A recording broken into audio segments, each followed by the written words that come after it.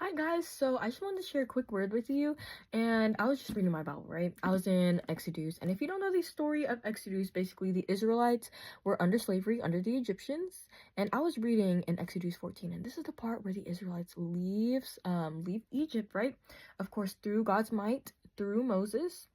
And in this particular chapter, they're leaving, right? The Egyptians are leaving, or not the Egyptians, the Israelites are leaving, and then the Israelites look back and they see and notice that the Egyptians are following them and they become scared. They're like, oh shoot, what is going on? Why are they following us? We're all the way here on the desert and stuff. Why are they here following us?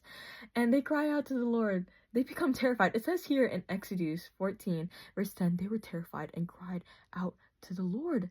They said to Moses, was it because there were no graves in Egypt that you brought us here out in the desert to die? What have you done to us by bringing us out of Egypt? They were doubting God. They were literally like, why this? Why that? Blah, blah, blah, blah, blah.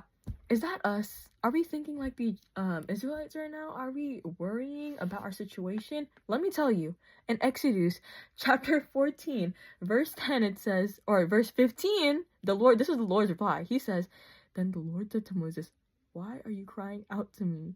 Tell the Israelites to move on. And I'm like, what? Because it's true. If you're scared and so doubtful, you're gonna stay stagnant. You're not gonna move on with your life. You're just gonna stay there, just wondering, overthinking, worrying.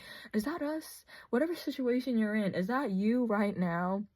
Are you worrying that God doesn't have it under control? Because he does. You have to trust. That's where faith over fear plays into part.